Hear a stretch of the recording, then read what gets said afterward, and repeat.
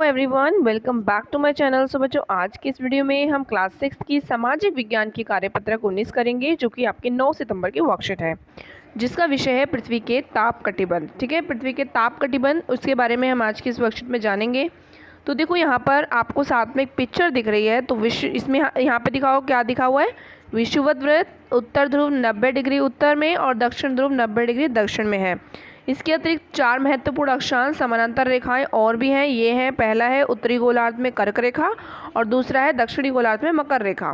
ठीक है, जो कि 23 डिग्री उत्तर में है और 23 डिग्री दक्षिण में है।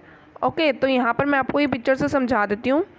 यहाँ पे आप लोग पिक्चर में देख सकते हो, साइड में पिक्चर बनी हुई है जिसमें आप विषुवत वृत्त देख सकते हो। विषुवत वृत्त के बारे में हमने पहली वर्कशीट में पढ़ा हुआ है कि विषुवत वृत्त एक काल्पनिक रेखा होती है जो पृथ्वी को 2 बराबर भागों में विभाजित करती है। ठीक है, तो ये आपकी विषुवत रेखा हो गई जो 0 डिग्री पे है। उसके अलावा 90 डिग्री पे हमारा उत्तर ध्रुव होता है और 90 डिग्री पे नीचे ही हमारा दक्षिण ध्रुव होता है। ठीक है, उसके अलावा हमारी क्या होती है, उत्तरी गोलार्ध में कर्क रेखा होता है। ठीक है, जो हमारी अक्षांश रेखाएं होती हैं, कर्क रेखा हमने पढ़ी, और कर्क रेखा, और उसके बाद दूसरी होती है दक्षिणी गोलार्ध में हमारी मकर रेखा। इसको बोलते हैं हम मकर रेखा। ठीक है, अगला कर्क रेखा और मकर रेखा के बीच में सभी अक्षांशों पर क्या होता है, सूर्य वर्ष में एक बार दोपहर में और सिर के ठीक ऊपर होता है। ठीक है, तो इस एरिया में जो आपका ग्रीन कलर का एरिया दिख रहा है इस पिक्चर में, तो इनमें क्या होता है कि जो सूर्य होता है, सूरज होता है, वो साल में एक बार दोपहर में सिर के ठीक ऊपर होता है। तो इसीलिए इस क्षेत्र को क्या बोला जाता है, इसीलिए इस क्षेत्र में बहुत ही ज़्यादा ऊष्मा अधिक प्राप्त होती है, क्योंकि सूर्य जो होता है एकदम ठीक ऊपर यहाँ पे आ जाता है। इसीलिए इसको क्या बोला जाता है, उष्ण कटिबंध। ठीक है, क्या बोला जाता है, उष्ण कटिबंध, क्योंकि हम क्या कर रहे हैं, इसमें कटिबंध के बारे में जान रहे हैं। तो पहला हमने देखा उष्ण कटिबंध, जहाँ पे बहुत ज़्यादा गर्मी होती है, बहुत ज़्यादा ऊष्मा प्राप्त होती है इस एरिया में। तो ये ग्रीन कलर का है। अब देखते हैं विषुवत वृत्त के 66 हाफ में उत्तर ध्रुव वृत्त। ये देख सकते हो आप, यहाँ पे उत्तर ध्रुव वृत्त ऊपर उत्तर ध्रुव के पास है, और उसके अलावा विषुवत वृत्त के 66 हाफ डिग्री दक्षिण में दक्षिणी ध्रुव वृत्त है। नीचे की साइड आप लोग देख सकते हो, ये आपका दक्षिणी ध्रुव वृत्त है। ओके, नाउ कर्क रेखा और मकर रेखा के बाद किसी भी अक्षांश पर दोपहर का सूर्य कभी भी सिर के ऊपर नहीं निकलता, नहीं होता। ध्रुव के तरफ सूर्य की किरणें तिरछी होती है। ठीक है, तिरछी होती है। इस प्रकार उत्तरी गोलार्ध में कर्क रेखा और उत्तर ध्रुव, दक्षिणी गोलार्ध में मकर रेखा और दक्षिण ध्रुव वृत्त के बीच वाले क्षेत्र का तापमान मध्यम रहता है।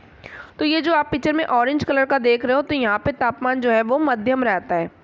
ठीक है, इस एरिया में, ये जो ऑरेंज कलर का एरिया है, यहाँ पे तापमान जो है वो मध्यम रहता है, जिसके कारण इसे क्या बोला जाता है, इस ऑरेंज पार्ट वाले एरिया को बोला जाता है शीतोष्ण कटिबंध। ठीक है, दूसरा हमने देखा शीतोष्ण कटिबंध। अब देखो अगला, उत्तरी गोलार्ध में उत्तर ध्रुव वृत्त और उत्तरी ध्रुव वृत्त और दक्षिणी गोलार्ध में दक्षिणी ध्रुव वृत्त, और दक्षिणी ध्रुव के बीच के क्षेत्र में ठंड बहुत अधिक होती है, क्योंकि यहाँ पर सूर्य क्षितिज से ज़्यादा ऊपर नहीं आ सकता है, इसीलिए इसको शीत कटिबंध होता है। तो शीत कटिबंध आप पिक्चर में देख सकते हो, ग्रे कलर का पार्ट जो है उत्तर ध्रुव।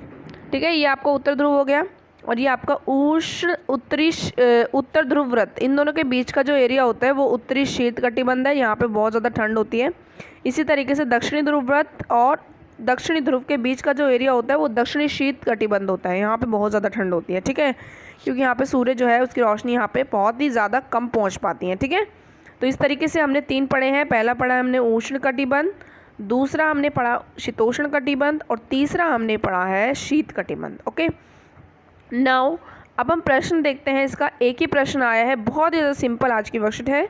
तो फर्स्ट क्वेश्चन है कि पृथ्वी के 3 ताप कटिबंध कौन कौन से हैं। तो अभी हमने पढ़े, पहला पढ़ा है हमने उष्ण कटिबंध, दूसरा है शीतोष्ण कटिबंध, और तीसरा है शीत कटिबंध। ओके, सो ये 3 आपको यहाँ पर लिख देने हैं। बहुत ही ज़्यादा सिंपल ये वर्कशीट है। एंड जाने से पहले वीडियो को लाइक करके जाना, चैनल को सब्सक्राइब करके जाना। मिलते हैं नेक्स्ट वीडियो में, तब तक के लिए बाय बाय।